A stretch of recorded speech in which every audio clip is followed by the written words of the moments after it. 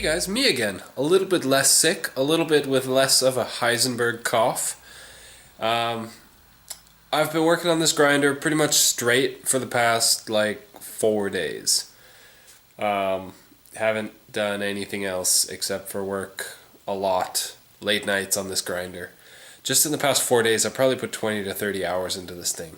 And as you could see earlier, I had a lot of stuff made already. Making a grinder takes a lot of time. Now there's a chance that I'm making it more complicated than it needs to be and trying to be too precise and too fancy and all that stuff. I'll take that. That's kind of what I do, but anyway, yeah, it's just taken a lot of time.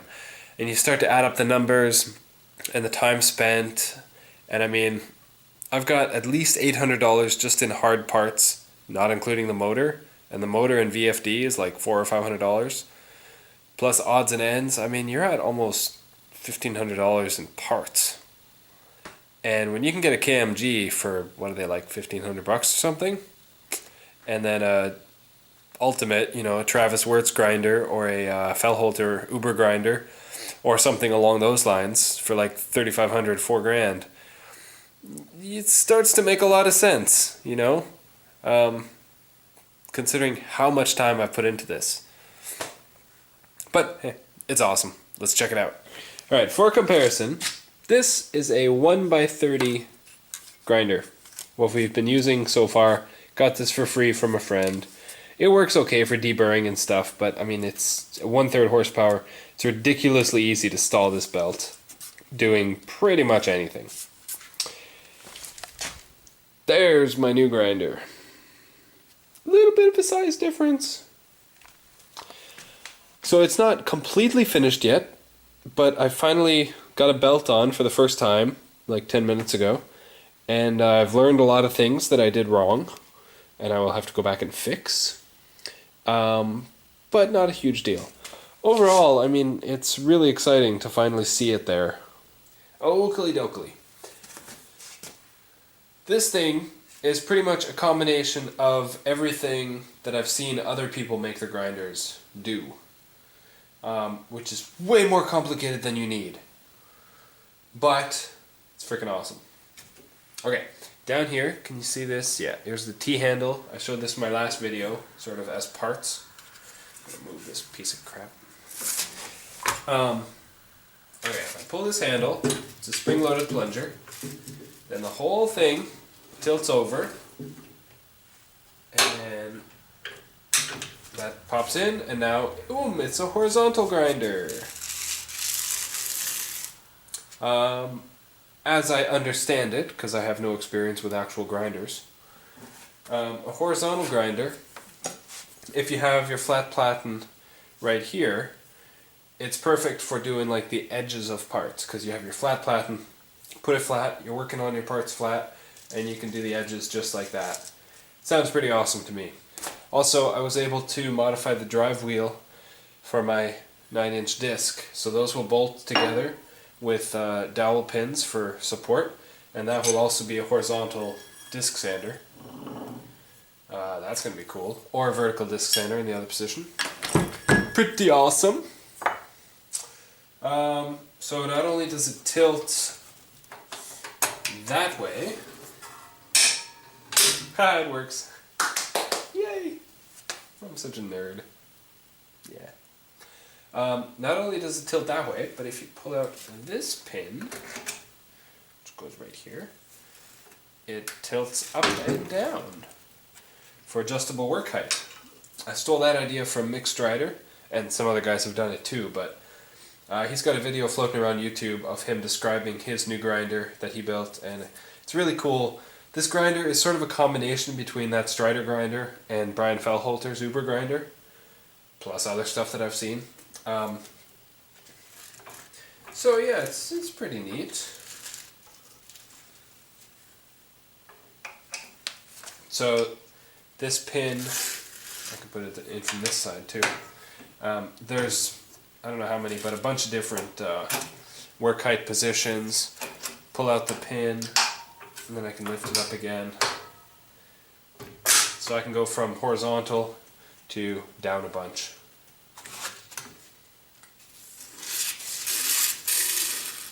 Like I said in my last video, the motor that I'm using is one that I already had. It's a 1 horsepower, 120 volt motor. No, I guess it's 240, but my VFD takes in 110, 120, whatever. Anyway, 1 horsepower. Already had that. Already had the VFD from Automation Direct. So I got to use that. I think 1 horsepower will be enough for us for now, since we're just deburring basically, cleaning up edges and stuff. So that's going to be awesome. I can always upgrade the motor later. Anything with a 56C bolt pattern will fit, so I'm not worried about that right now. I just want to get this frickin' thing built. Okay, on to the issues. So as you could tell, the belt went slack pretty easily when I just messed with it right now. There's a couple issues that I wish I didn't do design-wise. You know, it's one of those things that while you're designing it in CAD, it looks like it'll work fine, and you've seen maybe other guys do something that looks like that, so you end up designing it, and you're like, yeah, I'll just go with that, it'll work, right? And then it totally doesn't. This is a few of those things. Okay, first of all, this vertical arm, and then the tracking arm, I don't know what that's called. Let's call that the tracking arm. Let's call those vertical supports or stabilizers, whatever. And this is a gas strut, 100 pounds of force. Everything pivots. The strut pivots, this pivots, that pivots. If I take the belt off, you can see the whole thing moves forward. The strut that I'm using is about 3 inches longer than I thought it was going to be, than I had designed in CAD. From here to here, I had designed as 8.5 inches, but it ends up being 11 or 11.5 or something. So it kind of screwing up my geometry here. I think ideally I wanted this to be the same length as this or something, so it's a 4-link. Anyway, so I had to just drill this hole real quick just to make it work. But basically, having this pivot doesn't work at all. If you look at Brian Fellholter's grinder, this doesn't pivot. He's just got 2 plates, pretty much vertical, that are just bolted in with like 2 or 4 bolts or something like that. So I think I'm going to have to drive some bolts through here to keep this from moving, because it just doesn't work. Because imagine the belt is pulling it down and the strut is pushing it up, right? So the strut is trying to force against a belt pushing down. And if I'm just pushing down on this, then the whole thing just tilts back and back and back and back and back until the strut bottoms out right here. And then could possibly bend or something like that. So that totally doesn't work, like, at all. Now in Mixed Rider's grinder, he did have a 4-link system with the pivot here, I think, it looks like in the video. But, I don't know, maybe he put a pin through it and you can't see or something like that. So yeah, I'm going to have to stabilize that, keep it from moving, probably make it vertical. I don't know, probably doesn't matter too much. So that was a bit of a goof up. Not a huge deal, but, you know, I feel dumb.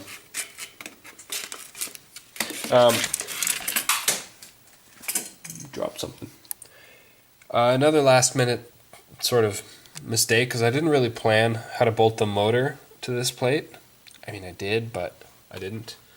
So real quick, I just put these with washers, and then I went out and bought some flathead screws, but I don't have a chamfer mill big enough to put a countersink in there, so I'm gonna have to do it fancy with like a smaller chamfer mill and get fancy. So I'll have to do that, and then these will sit totally flush, because right now the belt rubs on this one right here, and it could rub on this one, I think, maybe not. But yeah, so those have to be countersunk. Logo's awesome. This one is also potentially in the way, depending on the overall angle of where it ends up being. I mean, you can kind of see right now if you eyeball it. Yeah, this one could be in the way. So I might have to mill a pocket into the aluminum here and sink that in. Not a huge deal, just something to think about. What else? I don't know. It's getting there. The tracking wheel adjustment turned out to be really good. This is one of the things I left until the very end. So tracking wheel there. See, it's got a nice little dome to it. Pardon me. So essentially, why aren't you working? Oh, because the wheel's in the way. But yeah, essentially it pivots like that. You can see I've got two pieces that are cut apart and just go like that, pinned together with this guy.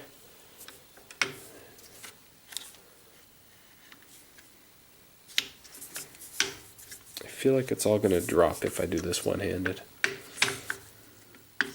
Yeah, let's assume it's going to drop. Anyway, for now I just have a bolt causing tension. If I can keep the camera still enough, you can see how that works.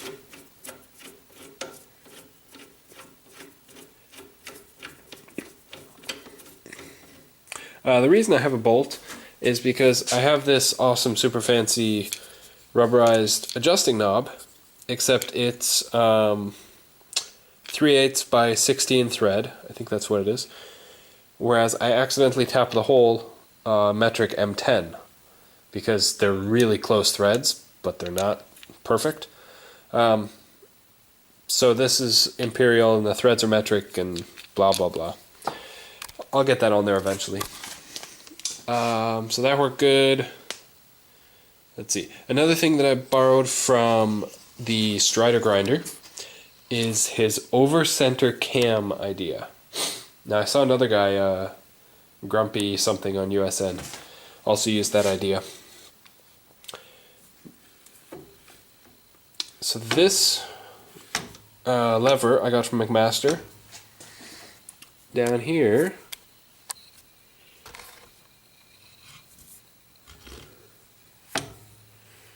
okay, see what's going on there? Let's see if I can make this figure it out, or see if I can make this make sense. If you pull it this way, the shock goes lower. If you push it forward, then the shock goes up and over the center line. Like that's the center line, and it goes over now. So then the spring pressure is going to keep it over center. And then to loosen the belt, you just pull it down and you get some more slack. And then everything's hunky-dory. So, you know, a belt change will be super easy, I hope. Throw the belt on, pull the wheel out until it's taut, and then throw this thing and that'll compress the shock. Just to show you specifically how that works, which I can't really get too close, but see in there's a slot, an arc.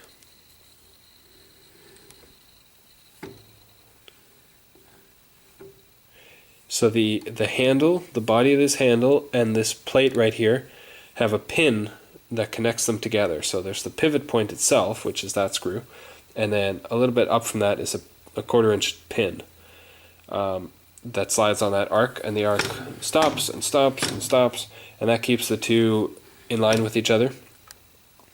And then the shock itself just rides on a pin in the upper part. So this little piece was actually quite difficult to make, which might sound stupid to a fancy machinist, but it took me a while. What else can I overview? I guess that's what this is an overview. So maybe a couple tips and tricks that I can pass on for all you other guys looking to make your own grinder. I fully support that option. You know, I love to make stuff, you love to make stuff. By all means, go ahead and do it. In the end, it comes down to time versus money. What do you have more of?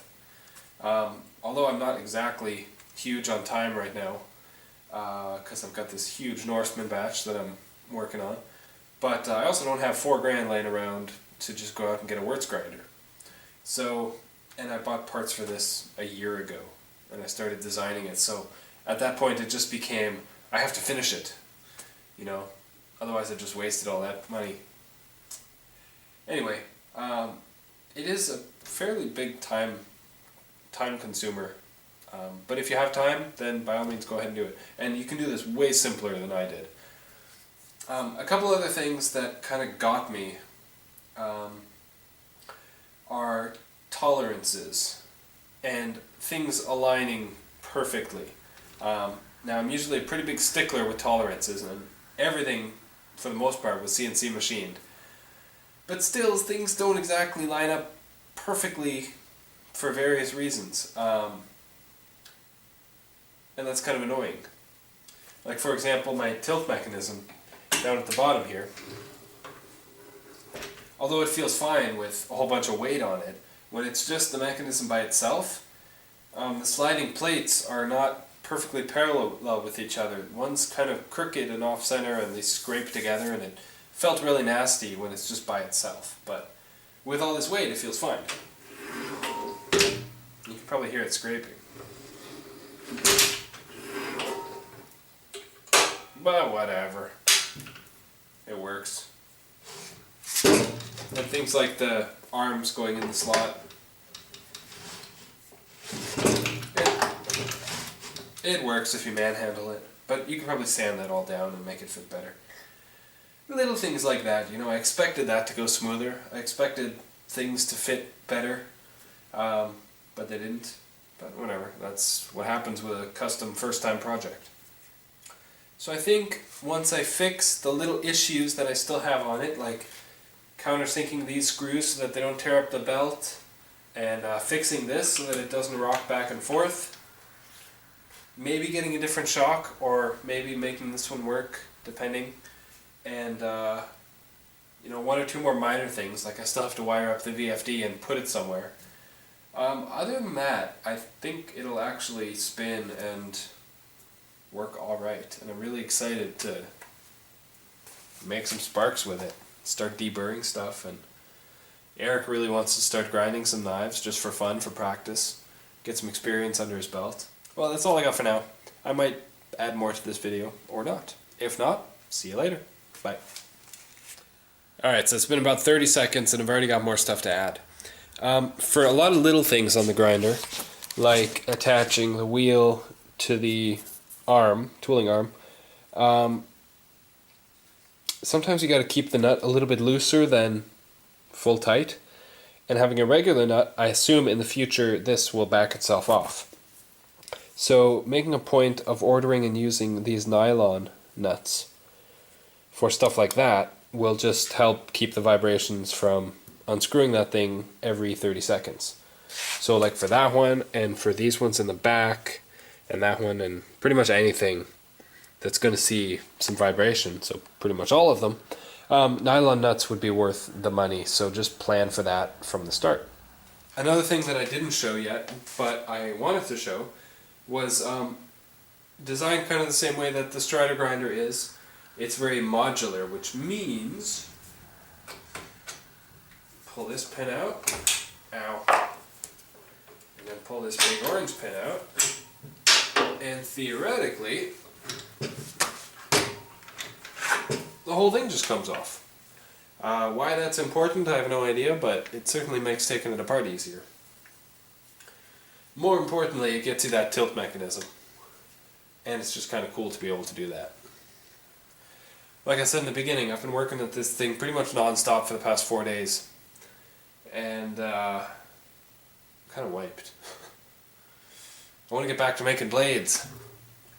Yeah, I was right in the middle of machining batch after batch of blades when Tuesday came around, and I was like, working on that grinder this Tuesday, and Wednesday, and Thursday, and today's Friday.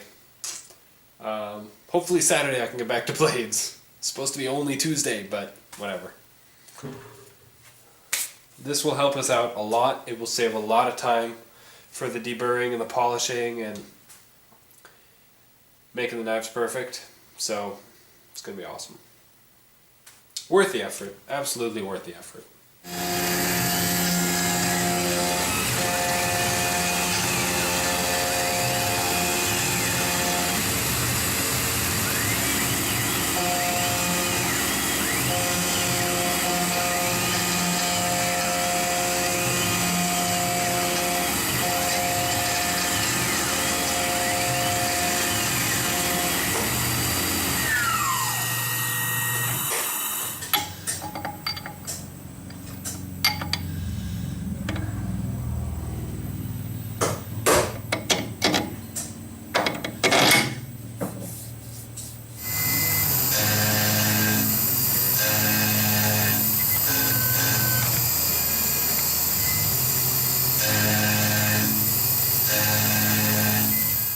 We're back!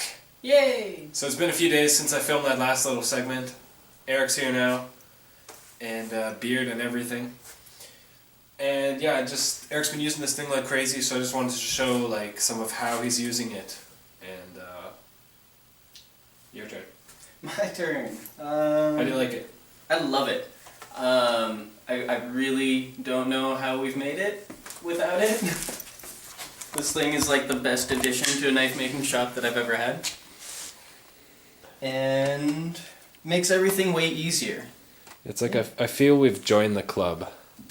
Yeah, I mean these things basically make the knife for you.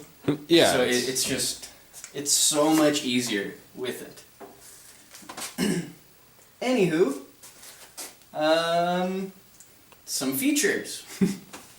One of the things I love is this contact wheel right here. The little... I can't remember if I showed that yet. If I haven't, then I built this little bracket. And this wheel sort of comes out, but 2 ball bearings. But yeah. Haven't made any dust yet. Yeah, this works really good. Yeah. And one of the things that's great about it is, I mean, before we used to finish all the handles on just that Scotch-Brite wheel, the little 6-inch thingy. Which is now about 3.5 inches. Yeah.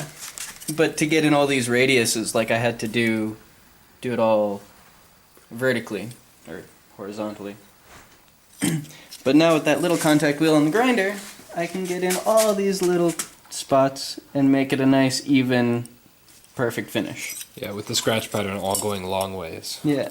So they start here with some milling marks. Okay. And then they go about here. Yeah, it buzzes out those milling marks in no time. Yeah, so these will be great to go to tumbling or whatever, and makes my job a lot easier. Yeah. Blades? Blades. Yeah, it's also great.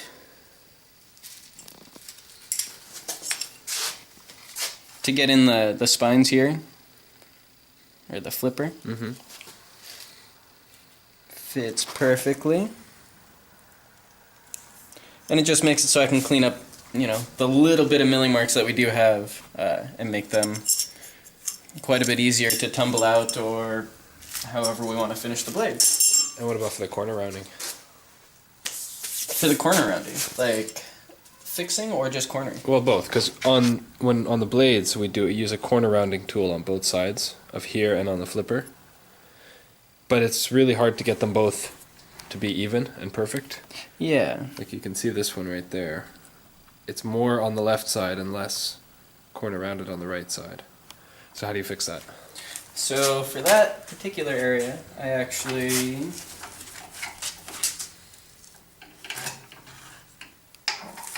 put this down. Are you happy with the tilt function? I am. You use it all the time? I do use it all the Good. time. For just the blades alone, I've found there's like 3 different setups that I use.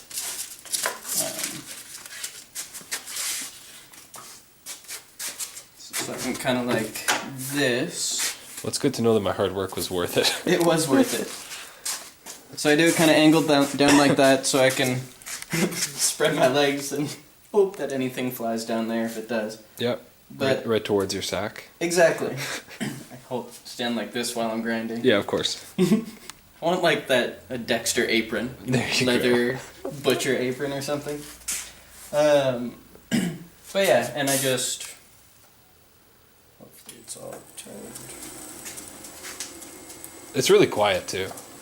It is. So you using the tracking knob right now? Yeah. Back a little bit. Tracked pretty good. And this belt is super worn out, but just kind of go on here, some good pressure.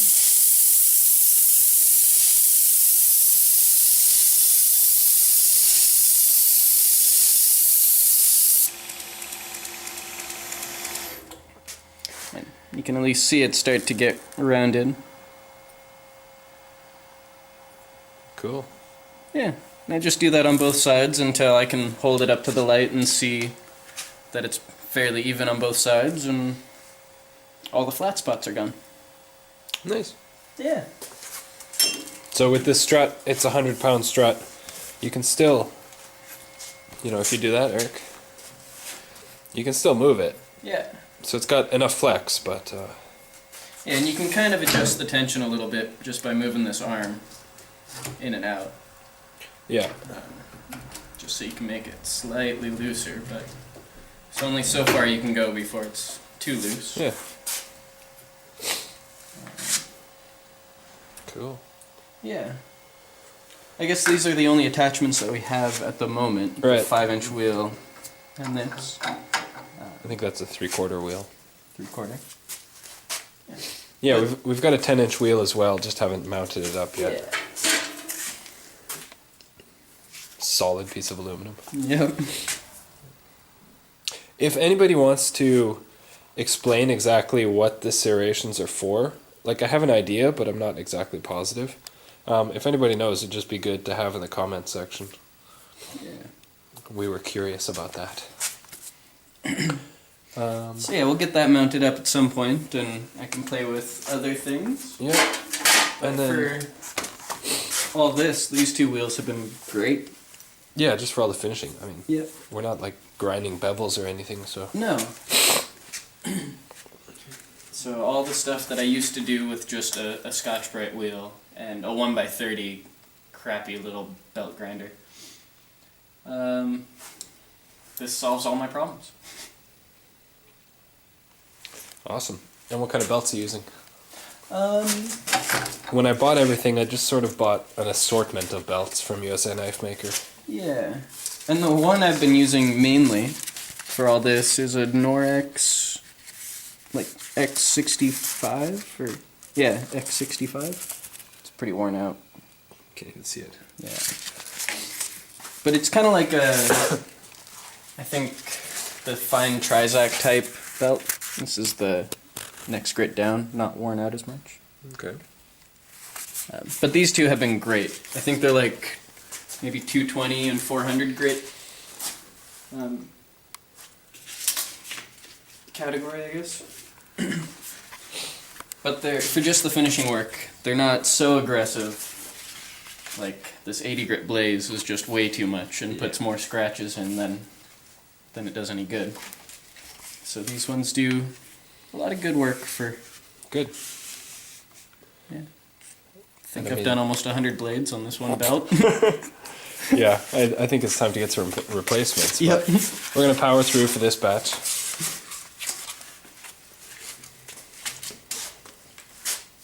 Yeah, I mean, is there anything else? We haven't really used the horizontal feature yet, Yeah. where you knock it down on the side. Because. Because what? Oh, yeah. Well, for one thing, we need like 3-inch spacer right down here to lift it up, otherwise the motor hits. And we don't really have any attachments, any flat platens or anything for... Rests. Yeah. So, eventually. Yeah, it'll all come, but this has been a great start. Yeah. It's getting a lot of use, which is awesome. Yeah. Yeah, like I said before, I feel like I've joined the knife maker club now because I have a grinder. Still not grinding my bevels, but who cares? Well, anything else we need to... This dip water, where we cool down all our stuff with, it has bugs in it. It's kind of really old water. Yeah, it's really dirty on top right now, but there's like these little bugs. I don't know what they are. They're not like tadpoles or anything. No, like they look like tadpoles, but I don't know where they came from. Did a fly lay them in there or something? I don't know. They're not maggots. I don't know. It's creepy. Yeah. Any of you sciencey people that know what those are, let us know. Just curious. If they're gonna come out of the water and like attack us while we sleep. Yep. That'd be nice to know. Cool. Do this one. Oh, Here's another thing we tried. Yeah, I was just kind of playing around with. Well, when we buy the titanium, you can see, aside from that big old scratch, there's a different finish, but this one's better. See, it's got this kind of gray, nasty finish, sort of really scratched up, and here's another set with a much better factory finish. Well, the sheets of titanium kind of have one finish on one side and that gray, crappy stuff on the other side. Yeah. But it's still like really scratched up, and it's kind of hard to get through all the scratches. Yeah, and since we're trying to make everything perfect here, one thing we just tried is to mount it up on this little sanding block, and just, how did you do that finish? Just on this wheel actually, and I just very carefully went along the wheel. Yeah. And I know it's not ideal because you can probably maybe see there's some waviness in the pattern, and you know I kind of rounded those edges. Yeah, and you can tell that. Yeah, so it's not ideal, but proof of concept, like it was kind of cool. Exactly. So if we get like a Travis Wart's surface grinder attachment or something like that, Yeah. it would make it so much easier to just face these off without having to send them out to get done. Yep. Yeah. It was cool. But it looks good. I mean, for the guys that are doing this at home and just want to do like a couple, you know, they're not trying to do a production. That's a sweet way to do it. Yeah, and that only took me, 2 minutes Yeah. of just carefully. Yeah, and from that you could tumble it or scotch braid it or whatever, and Yeah. it's perfect for a low volume, handmade knife or something. Yeah. And hell, if you made a rest of some sort, and you could get it, a jig or something that's just easy to do it flat, maybe have this horizontal. Yeah. You might be able to do it pretty easily without a surface grinding attachment. Yeah. So yeah, anybody that is making knives or wanting to make knives should probably start with a grinder pretty early on. Yeah, it kind of makes sense now. It does make sense. Yeah. But especially with attachments that you can adjust, where you can get the different height and different angles and different contact wheels. Because one of our friends, Matt Johnson, MSJ Knives, he got one from a friend, and it's just kind of one 10-inch wheel. That's the only attachment. There's no adjustability, and he kind of doesn't have a lot of room to work with it. Whereas this, we have a lot of variations that we can play with and get in all the little nooks and crannies. Yeah. I like it. Very, very happy with it. I know a lot of you guys are excited for this this grinder video and seeing it all done and working, so here you go. Yeah. Yeah, eventually we'll make more attachments, and we'll be using it for every knife we make now and all kinds of weird stuff, so you'll be seeing it more in the future. And for the logo that we engraved, Eric went ahead and Sharpied, filled it in, made it stand out way better. I like it. So yeah, alright guys, that's about it. And if any of you have favorite belts that you like to use, please let me know, because I'm just messing around and trying to figure stuff out and see what's good for me. Yeah, But if there's any Klingspor belts, because we have a distribution warehouse like 3 minutes away. Yeah. And they probably got everything in stock, so anything you like of that brand or any other brand, whatever, then just let us know. Alright, well, take care guys, bye. See ya.